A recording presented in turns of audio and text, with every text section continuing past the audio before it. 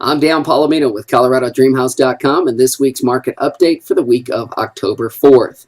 All right, as many of you know, I'm a columnist for the Denver Post. I write a real estate column that appears each week, and I decided to do a little research for an upcoming column I've got, and it entails a subject that a lot of us have heard an awful lot about in the news, and that is people who are underwater with their home. That means they owe more than it's actually worth. Other people have tried to refinance their home, and I hear horror story after horror story from people that say, you know, there just is no help out there for us. There's just no help. So I decided to call my lender, Wells Fargo, and see if I could find out what these people are talking about. I first went onto their website to get my payoff statement, and they ask you right on there if you'd like someone from Wells Fargo to contact you about refinancing.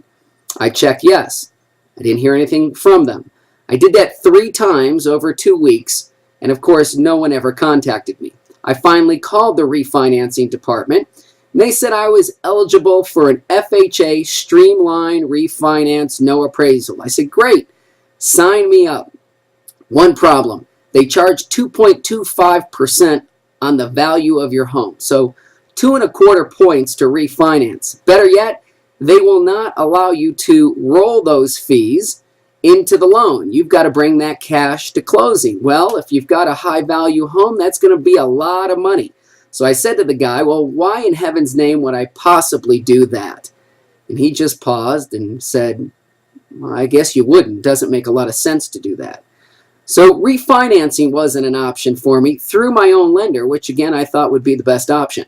So then I said, can you kick me to the loan modification department? Now, I don't need to modify my loan, and I'm not in distress, but I wanted to find out what people were going through. So he put me into the loan modification department, which, by the way, just puts you into a loop of music. And you listen to the music and listen and listen and listen. And then after a while, it automatically hangs up on you. Well, it automatically hung up on me 5 times. And since I was doing research for a column, I kept persisting, and I finally got somebody to connect me direct into the loan mod department. They had a short-term loan mod and a long-term loan mod, and the end of the story is like this. They weren't much help. I don't know anyone that could potentially qualify for the short-term or the long-term.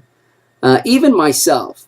Proving distress in either situation is going to be difficult, and to be honest with you, even if they did accept you, it wasn't much relief at all or any help. Now, I'm not advocating that anyone be irresponsible and just surely walk away from their home because they have no good options.